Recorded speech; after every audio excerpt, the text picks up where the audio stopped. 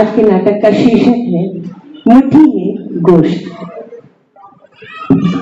हर शहर में एक भीड़ होती है, बल्कि यूं कह लीजिए कि भीड़ को ही शहर कहा जाता है। इन भीड़ वालों शहरों में बहुत सी ऐसी घटनाएं होती हैं जो या तो पूर्व नियोजित होती हैं या आकस्मिक होती हैं। जिन घटनाओं का परिणाम बुरा होता है उसका शोर तो सुनाई दे जाता है, लेकिन कुछ घटनाएं अफवाहों की मिट्टी में दब जाती हैं। इन्हीं घटनाओं पर आधारित है मुट्ठी में गोश्त।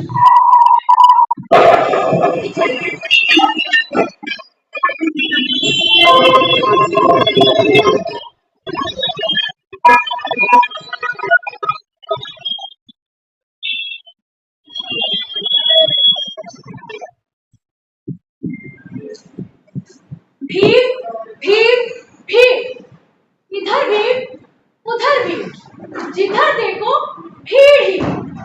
इसी भीड़ का शोर शोर शोर, चारों तरफ शोर ही शोर। इस भीड़ और शोर में आम आदमी की आदमियत, उसकी आवाज कहीं छिप सी गई, कहीं दब सी गई। कई ऐसी घटनाएं इसी भीड़ और शोर में गुम सी हो जाती। ऐसी घटनाएं जो हमारी जिंदगी और हमारी सोच को बदल तो सकते हैं, लेकिन वो हमें दिखाई दे या सुनाई दे तब ना। पूरा शहर भीड़ की शक्ल ले चुका है, हर आदमी भीड़ के ही पीछे भागा चला जा रहा है।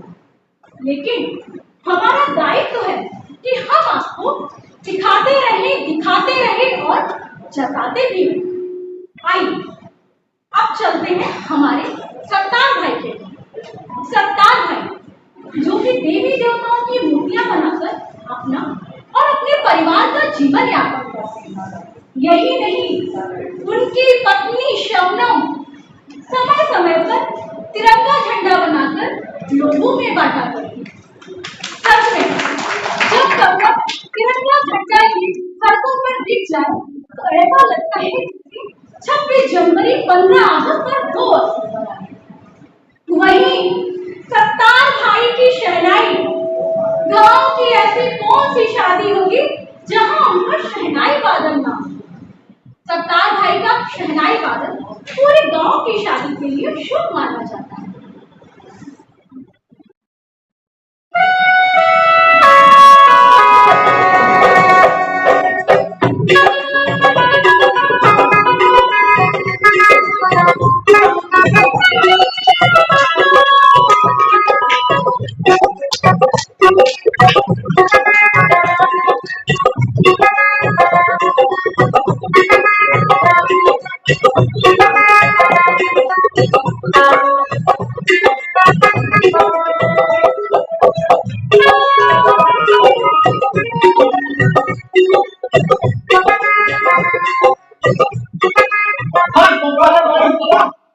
अवतार भाई, पहली बार आपकी शहनाई सुनने का मौका मिला है भाई। हमने तो कई बार सुना, हर बार एक अलग नशा, एक अलग मजा आता है। और क्या भाई, हमारे गांव की शान है सत्तार भाई। अभी तो गांव की कोई भी शादी सत्तार भाई की शहनाई के बिना अधूरी है भाई। अधूरी है। सत्तार भाई की शहनाई हमारे बदन में पूजा हिला दिया है। अरे कचरिया भैया, तुम काहे नहीं सत्तार भाई तुम परेशानी ले जाते हो और यूं ही जवान बने रहोगे नाच नाच के। हरिया भैया, आप हमारे ग्रुप में आ जाइए ना, आप भी जवान बने रहोगे।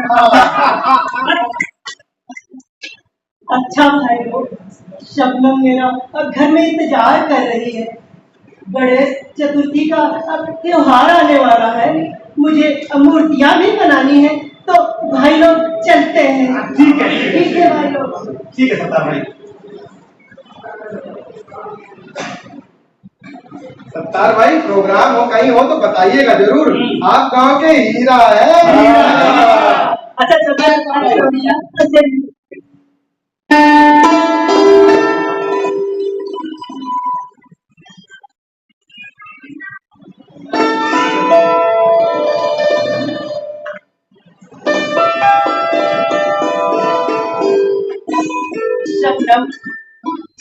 एक गिलास पानी पिला दोगी क्या? अभी लाए।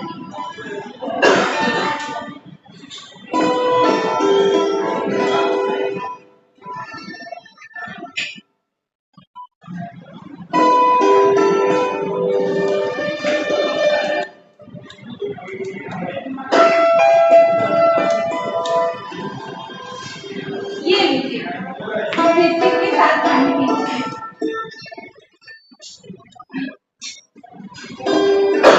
रात भर जगकर आप काम करते हो, किलोग्राम चाय, फिर मूर्तियों में लगे। मेरी मानिए तो थोड़ी देर जाकर सो जाते। सबनम, अभी और काम पड़ा है। गणेश चतुर्थी का त्योहार आने वाला है। सबको दोपहर तक मूर्तियां बनाकर देनी है। सबको पूजा भी तो करनी है। लेकिन आपकी आंखों में तो नींद भरी पड़ी है, और ऐसी हालत में आपको दिखाई कैसे पड़ेगा? सबनम, जब अपनी आंखें काम करना बंद कर देंगी तो तुम्हारी आंखों से काम चला लेंगे। ठीक है ना? अरे आप भी ना खूब मजाक करते हैं। अब वो दुकानदारी नहीं है। भाभी बता रही थी कि कल परसों यही पास वाले गांव में फिर कुछ लोग मिल गए। इसीलिए तो गांव के लोग सुबह जल्दी घर से निकलते हैं और शाम होने से पहले पहले अपने घर लौट आना चाहते हैं। तो फिर ये सब होता ही क्यों है? ये तो करने वाले भी नहीं जानते सबना। हाँ, करवाने वाले जरूर जानते हैं। सच कहूँ सबना, तो सबसे बड़ी मुश्किल तो हम गरीब मजदूरों की है। रोज का कमाना खाना। हम गरीब मजदूर इस कदर दिन भर काम में उलझे रहते हैं कि पेट का ख्याल तक नहीं आता। रात में पेट में रोटी गई नहीं कि आंखें बंद, और सुबह ही आंख खुलती है। ओफो, तो मैं भी तो आपसे यही पूछ रही हूँ कि आखिर ये सब होता ही क्यों है? ये सब बड़े लोग जाने। खैर छोड़ो तुम ये सब बातें, छोड़ो। ये गणेश जी की मूर्ति सफाई से कागज में लपेट दो। कन्हैया भैया आते ही होंगे, उनको मूर्ति भी तो देनी है पूजा के लिए। जी। अरे ओ सत्तार भाई, सत्तार भाई। हाँ कन्हैया भैया, अरे आइए आइए भैया। मान गए सत्तार भाई, घर के अंदर से ही हमारी आवाज पहचान गए हो। और इन देखो, हमारा यहाँ आवे का कामो जान गयो। कैसी बात करते हैं कन्हैया भैया, अब बचपन से साथ रहे हैं और आप आवाज पहचानने की बात करते हैं। हम तो चाहते हैं ऊपर वाला हमें इतनी ताकत दे कि हम एक दूसरे के दुख दर्द समझे भी और बांटे भी। वाह सत्तार भाई, कुछ तो बात है आपके अंदर, तभी तो पूरा का पूरा गांव आपकी इंसानियत पर फिदा है ना। अच्छा ये बताओ, अब कितना पैसा हुआ? अरे कन्हैया भैया, अब जो प्रेम से दे देंगे अब वही ले लेंगे। अच्छा ठीक है। अरे कहाँ रखे रहे? लगता है यहाँ रखा हूँ। यहाँ जेब अच्छी है। ये लो सत्तार भाई, गिन लो। रुपया पैसा का मामला है, फिर हमसे ना कहना। हाँ कन्हैया भाई, कैसी बात करते हैं, जो भी दिए ठीक ही दिए होंगे। अरे सत्तार भाई, हम तो बहुत डर गए हैं कि गणेश चतुर्थी का त्योहार है, मूर्तियों की इतनी डिमांड है, पता नहीं आप समय से दे पाएंगे कि नहीं हम लोगों को। कन्हैया भाई, बच्चों की फरमाइश थी, उसके लिए रात भर जगना भी पड़ा, तो कोई बात नहीं। वाह भाई वाह, त्योहार हम हिंदुओं का और रात भर जागे तुम। कन्हैया भैया, कैसी बात करते हैं, अब बचपन से इस गांव में रहे हैं, लेकिन आज तक हमारे और तुम्हारे बीच के त्योहारों का हर पता नहीं चला। वाह सत्तार भाई, अच्छा हम चलित हैं, अभी हमको बंदरिया बाग ऑफिसर्स क्लब में जाना है, वहाँ भी हमारा प्रोग्राम लगा है, आप आओगे ना? हाँ हाँ भैया, अब जरूर आइए। चलिए। अच्छा ठीक है, हम चलते हैं। अरे सत्तार भाई, एक बात तो हम भूल ही गए, आप और भाभी जान का खाना इस त्योहार पे हमारे घर रहेगा। हाँ अरे भैया, ये भी कोई कहने की बात है। आपकी भाभी को लेके हम जरूर आएंगे। अच्छा ठीक है, हम चलते हैं। अरे कन्हैया भैया, चाय तो पीते जाइए। चाय? अरे वाह भाभी जान, आपके हाथ की चाय लाइए। ये लीजिए, आप भी लीजिए। वाह भाभी जान, चाय पत्ती अदरक इलायची डाल के इतनी अच्छी चाय बनी है भाभी जान कि मजा आ गया। अच्छा भाभी जान, कन्हैया भैया, भाभी के हाथों की चाय की तारीफ अगर नहीं भी करेंगे ना, तो जब कभी दोबारा आएंगे आपको भाभी के हाथों की चाय जरूर पीने को मिलेगी। इन्हीं सब बातों ने ना गाँव वालों का दिल जीत रखा है। अच्छा भाभी जान, घर में बच्चों ने झांकी सजाई है, आप दोनों आइएगा, देख लीजिएगा, ठीक है ना? जी भैया। मैं चलता हूँ। जी जी भैया, जरूर आएंगे। क्या आप बाजार जाएंगे? हाँ, क्यों? आते समय थोड़ा सा गोश्त ला दीजिएगा। वो क्या है कि मुन्नी बहुत दिनों से कह रही है, उसका बहुत मन है खाने का।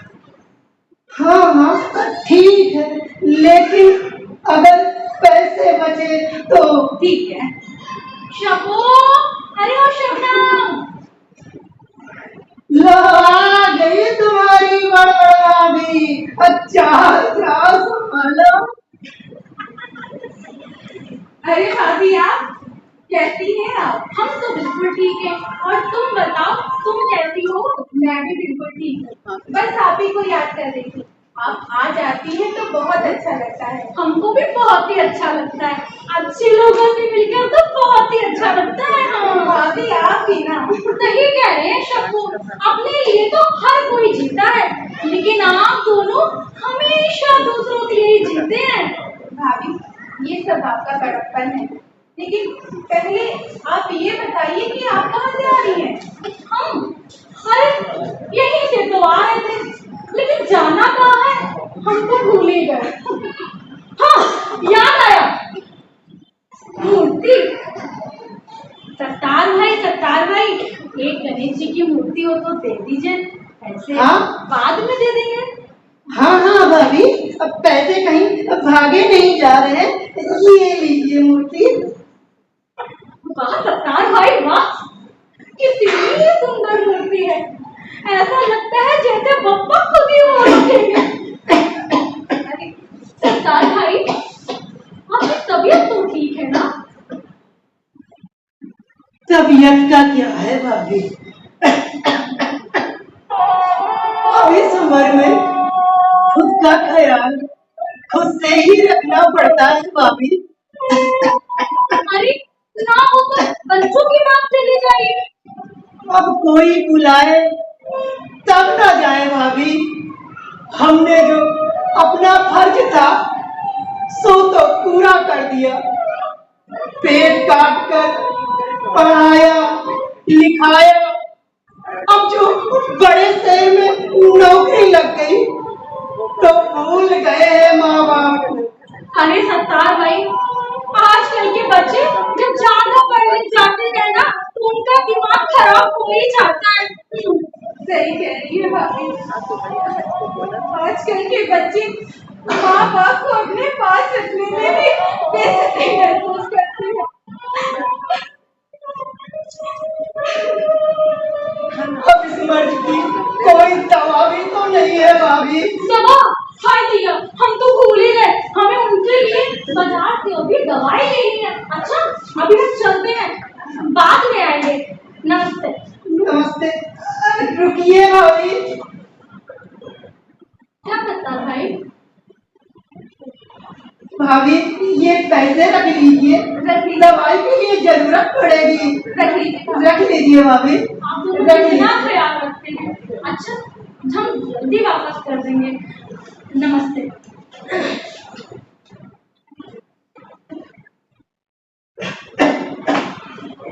सबनम, पोस्ट अगर आप 2-4 दिन में ले आऊं तो। समझ गई। जो पैसे थे आपके पास वो तो भाभी को दे दिए आपने दवा के लिए। ये लीजिए। मुन्नी कभी कहती भी तो नहीं है। ये लीजिए और जल्दी आइएगा। ये लीजिए झोला। लीजिए।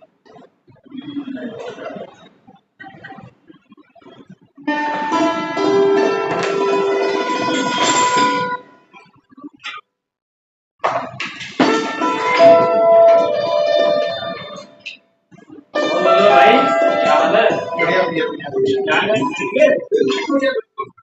अरे तो भैया, ये नार्को क्या होता है? नार्को, ये नार्को तुम्हारे दिमाग में कहाँ से आ गया भैया? जो आज के अखबार में पठन। अरे भैया, इतने बड़े अखबार में तुमको नार्को ही दिखाई दिया? अरे इस उम्र में नार्को ना ही समझो तो ठीक है। अरे गजोधर भैया, आदमी हो, उसे जान लेने में कोई बुराई नहीं। ओ भाजी, आओ आओ, तनी चाय पियो। हाँ हाँ भाजी, आओ आओ, पिया बैठो। अरे ये इतनी कम उम्र में तुमको कौन सी कहना? शर्म नहीं आ रही तुमको? टीवी कक्षा में तुम्हारे हाथ टूटा है ना? और तुम ये अभी तो के चक्कर में यहाँ बैठ के अखबार पढ़ रहे हो? अरे तो अखबार पढ़ना भी तो जरूरी है।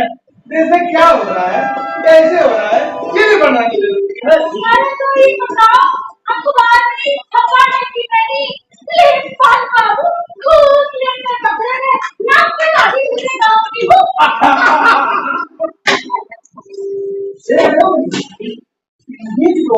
आज हमारी औरत भी बोल रही, क्या?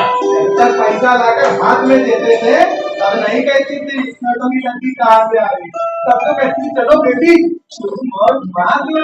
और जब आज हम पकड़ लिए गए तो घर में ही डब छूटे रहे। अरे भैया, दुख के सब साथी, दुख मेरा कोई। सही कह रहा है गजोधर भैया, कोई औरत अपने मर्द को ये नहीं निकालती है दूध ना दिया, तब तो कहती है कोई समझ के लिया भाई। अरे लेकिन भैया, ध्यान दिया आपने? भाभी के हाथ में क्या था? क्या था? मूर्ति। मूर्ति? ओ, तो वो भी सत्तार के यहाँ से ही ला रही होगी। अरे भैया, जैसे जन्माष्टमी लगन लाइन लगी है मूर्ति लेने वालों। अरे भैया, हम तो नहीं गए, उसकी चापलूसी हमको ठीक नहीं लगती। अरे भैया, उसका व्यवसाय ही ऐसा है, लोग बात उसी के पास किसी की मदद के लिए चले जाते हैं और दिखाई कुछ नहीं, और चू करके बोल के सबको बेवकूफ बनाते हैं। तुम्हारी बात में दम तो है। अरे भला कोई साल में मूर्ति बनाकर अपने लड़के को इंजीनियरिंग पढ़ने दूसरे जगह भेज सकता है? सही कहा भैया, ये पूरे गांव को बेवकूफ बना के रखा हुआ है। अरे उसको भैया, उसको तो खूटी नाक नहीं सुनता, गाँव पर एक खूब है खूब। क्या ऐसा तुम लोग प्रोजेक्ट हो, हम भी लोग पैसा होगा तुम्हें, हम लोग की ऐसी निकालो तो टाकी जैसे काम करने वाले लोग उसको कूटे, और भैया जब उसको कूटेंगे तो और लोग भी तो काम करने आ जाएंगे। अरे भैया लोग भैया भैया, कभी तो उठ पकड़ के नीचे आएगा। अरे भैया, समय ठीक नहीं चल रहा है, भाई जरा बचा के हमारा ऐसा आग लगाओ कि हमारा घर भी बच जाए और गाँव में आग भी लग जाए। गाँव के लोग क्यों सब मूर्ति लाते पूजा घर में रख दिया, आग तो हमारे अंदर ही बहुत सी नौबत उतर रही है। भाऊजी को देखो, मूर्ति सत्तार का लेने में कोई बुराई नहीं, और यहाँ हमारी बेइज्जती करके चली गई। कुछ तो करना होगा, कुछ करना होगा। हाँ, कुछ करना होगा।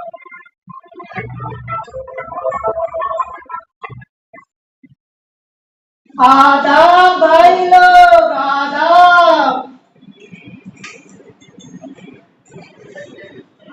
गजोधर भाई, एक कप चाय पिला देंगे?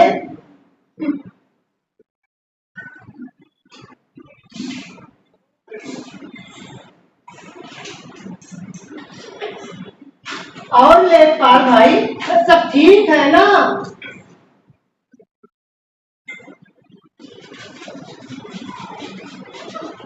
भैया भैया, अभी तो आप सब लोग आपस में बात करते दिखे थे, फिर अचानक से खामोशी छा गई, और सब ठीक है ना भैया?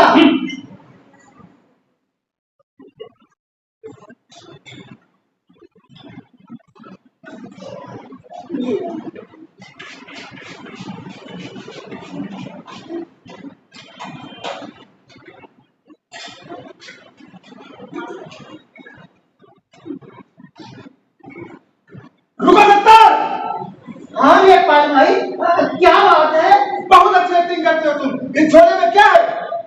झोले में क्या है? क्या है? इसमें ये तो वो मुन्नी ने। अच्छा दिखाओ इस झोले में क्या है? अरे हरिया भैया, इसमें कुछ छुपाना क्या है? इसमें गोश्त है। गोश्त? हाँ भैया, वो मुन्नी ने फरमाइश की तो बाजार से लेता आया। अच्छा गोश्त है। अरे सत्तार भाई, पूरा गांव देवी देवताओं की मूर्ति तुमसे बनवाता है, कोई फर्क नहीं करता है, और तुम हमारी गाय माता को। भैया, कुछ कहने से पहले सोच लिया करिए। आप लोग गलत बात कर रहे हैं आप। चुप चुप। इस झोले में गौ मांस नहीं है क्या? नहीं, मांस है, लेकिन गाय माता का नहीं। आप लोगों से कोई गलतफहमी हुई है भैया, हम ऐसे आदमी नहीं है। अरे तुम कैसे आदमी हो, हम लोग अभी बताते हैं।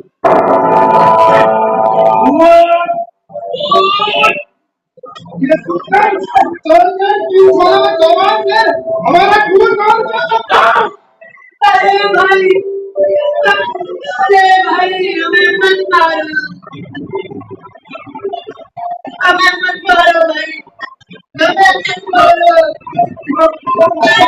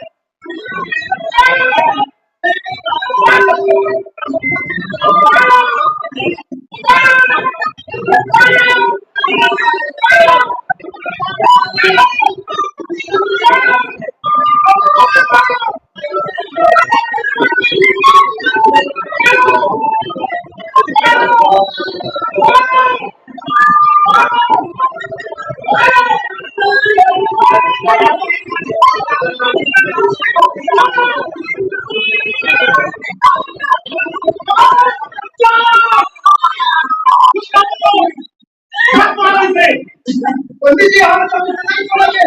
ये गोपाल लेके जा रहा था। गोमांस? कहाँ है गोपाल?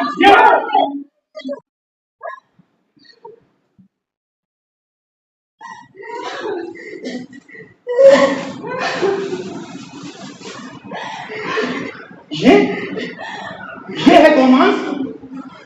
इसे कहते हैं गोमांस। ऐसा होता है गोमांस। क्यों? यही है ना? न देखा, न समझा, न जाना, और न जानने की कोशिश की। एक ऐसे इंसान को मारने के लिए चल पड़े जो दिन रात तुम्हारे दुख दर्द में तुम्हारे साथ खड़ा रहता है। एक नेक दिल इंसान। लेकिन पंडित जी, हमने सुना था। अरे चुप! क्या सुना था? हमने सुना था, तुमने सुना था, और चल दिए पाप करने। ये भी देखने सोचने की जरूरत ना समझी कि सच क्या है और झूठ क्या है।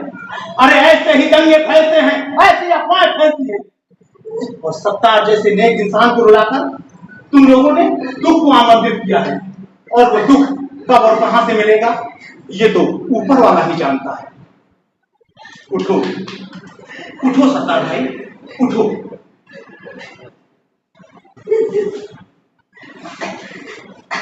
ये सत्तार भाई, ये गांव के चंद कुछ उन लोगों की साजिश है जो तुमसे जलते हैं।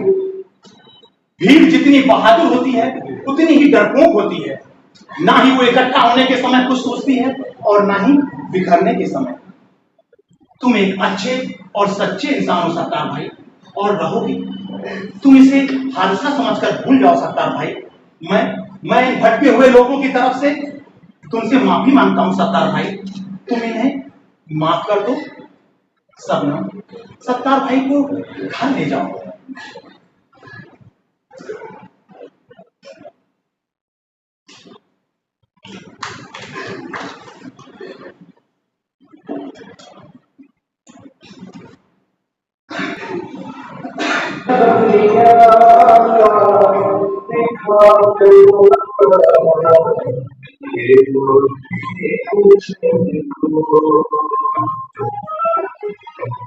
दुश्मन बन गए जान की मेरे, जो अब तक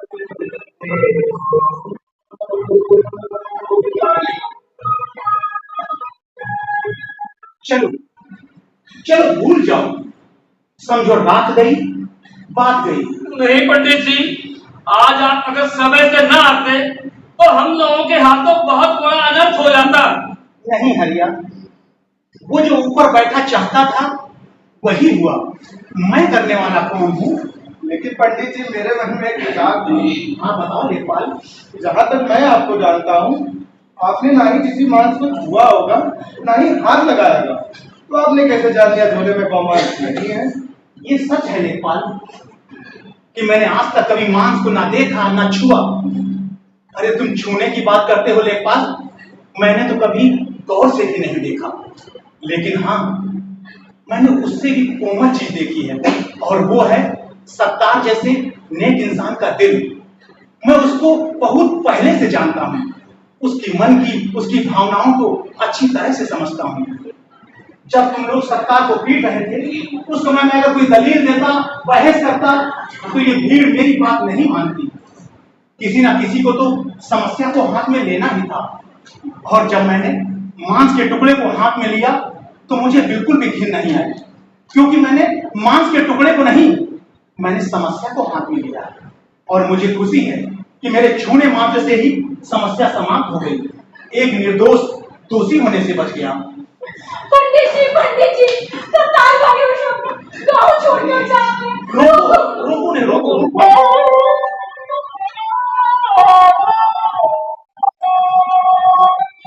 क्या सोच रहे?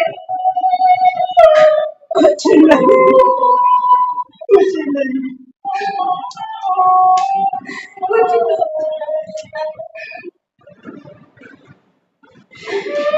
मैं समझ रही हूँ तुम्हारा दर्द।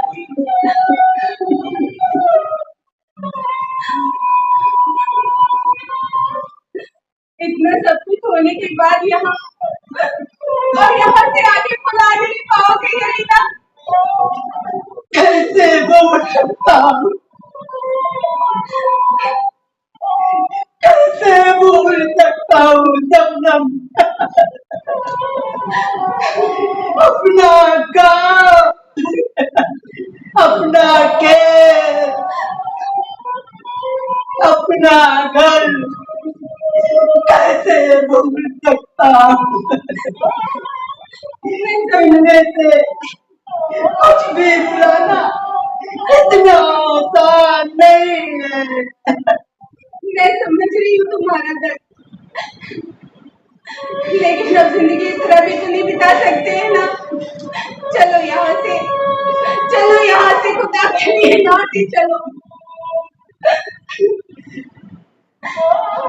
सत्तार भाई हो शबनम, क्या हम सब आपके लिए इतने हैरान हो गए?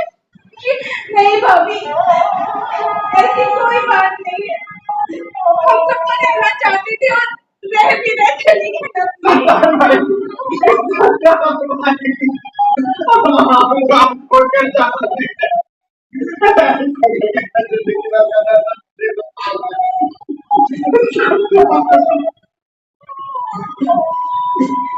लेखपाल भाई, जहाँ कहीं भी रहेंगे आपसे। अरे सत्तार भाई, जहाँ कहीं क्यों, यही क्यों नहीं, हम सबके बीच में हो। पंडित जी, आपके आदर्श और आपके विचार ही तो हमारे जीवन का आधार है।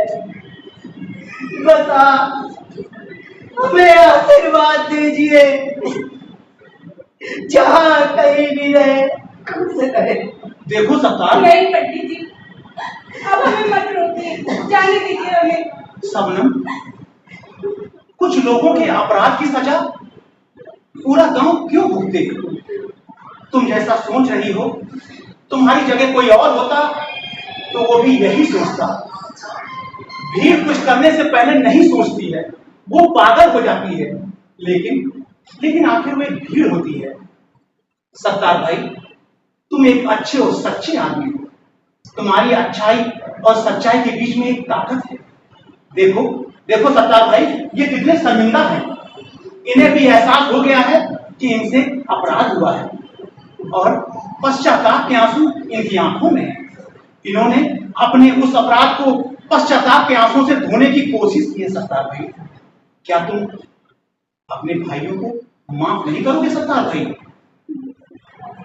सत्तार भाई, हम सबको एक मीठी सी धुन सुना दीजिए, सबको सुकून मिल जाए।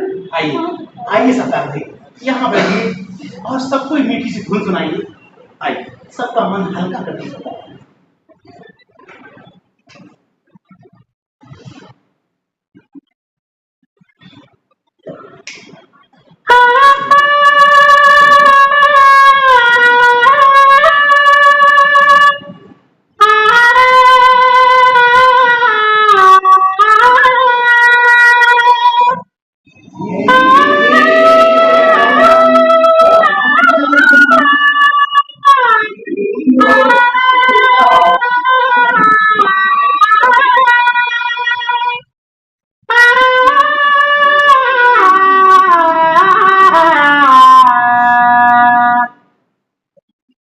देखा आपने, भीड़ के शोर में एक ही घटना नहीं घटती है, ऐसी भी घटती है, लेकिन भीड़ के शोर में वो दब जाती है। इसीलिए भीड़ का हिस्सा तो बने, लेकिन आंख और कान दोनों खुला रखे। नमस्कार। ये सोचना ही होगा कि धर्म के चश्मे से समाज में खुशी नहीं देखी जा सकती है। समाज में समानता एकता का सूत्र ही है, हम सबको मजबूत बना सकता है। पात्र परिचय। सर्वप्रथम प्रिया पौरवार, सूत्रधार एवं भाभी। सत्तार की भूमिका में थे अनिल कुमार,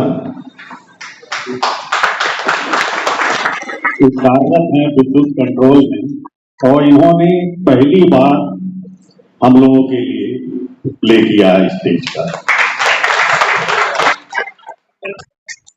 रुक्मिणी शर्मा पर्सनल की हैं, शबनम की भूमिका में थे। महेंद्र पाल दो भूमिकाओं में थे, कन्हैया एवं शास्त्री जी सीआरपीएफ के हैं। पवन कुमार लेखपाल की भूमिका में कैरेज विभाग। संजय कुमार श्रीवास्तव हरिया senior section engineer CRD. Arun Kumar Yadav Nanku परिचालन विभाग। विवेक चौरसिया आप गार्ड हैं। संगीत प्रभाव इसमें श्री तन्मय मिश्रा।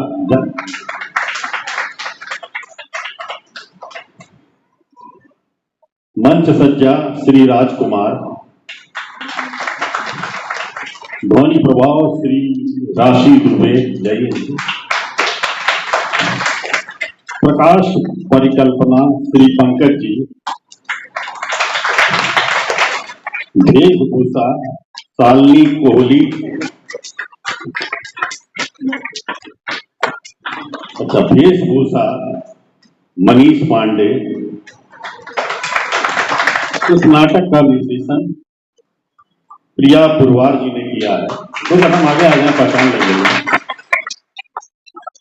और इस नाटक में एक विशेष सहयोग रहा, यहाँ से तो अवकाश प्राप्त हो चुके हैं श्री शैलेश श्रीवास्तव जी, सहायक लेखा विभाग में थे। उन्होंने पूर्ण सहयोग दिया और नाटक तैयार करने में हमेशा हम लोगों की मदद करते रहे।